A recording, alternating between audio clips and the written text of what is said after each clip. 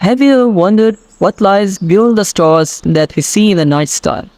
Have you ever imagined what kind of worlds are being formed in the vastness of space? If so, you might be interested in learning about one of the closest and most spectacular star-forming regions to our solar system, Rho Ophiuchi.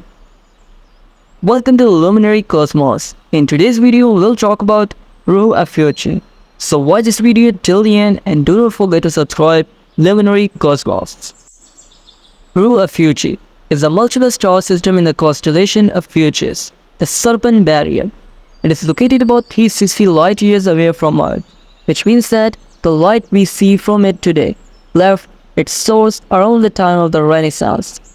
The system consists of at least 5 stars, 2 of which are blue subgiants or main sequence stars that dominate the radiation field around the system. These stars are designated as Rho Ophiuchi A and B, and they orbit each other every 24 years. Rho Ophiuchi A emits X-rays and shows strong variability in its emission, which could be caused by a magnetic spot on its surface or a small companion star.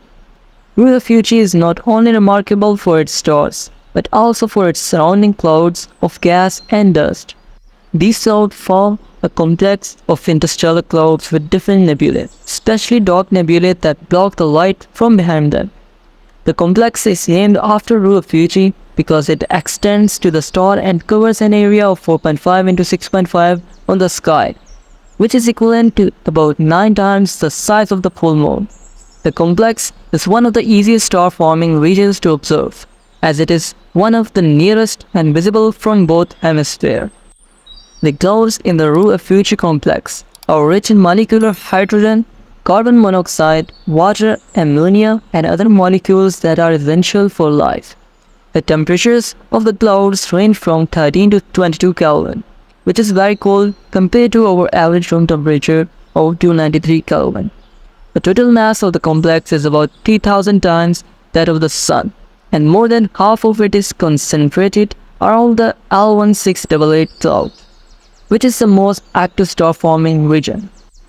The L1688 cloud contains hundreds of young stellar objects, which are stars in different stages of formation.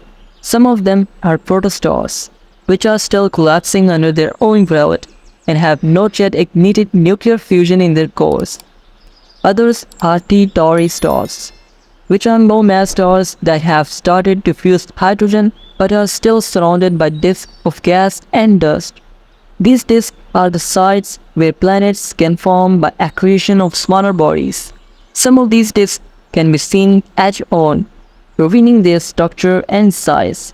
The ages of these young stars range from 100,000 to a million years, which is very short compared to the Sun's age of 4.6 billion years. One of the most interesting discoveries in the Rho Ophiuchi complex was the first brown dwarf to be identified in a star-forming region. A brown dwarf is an object that is too small to sustain hydrogen fusion in its core, but too large to be considered a planet.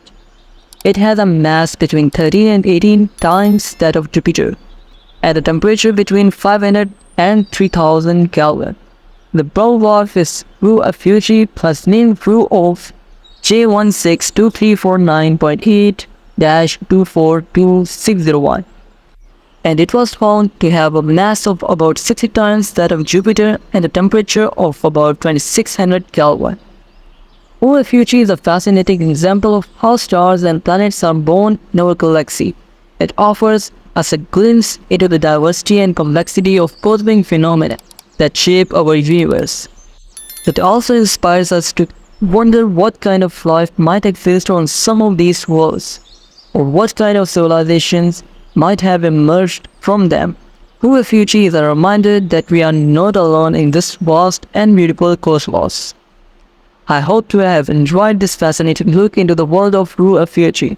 If you did, then tap the like button and subscribe to Luminary Cosmos. There is plenty more to come. Thank you all for watching, and I'll see you in my next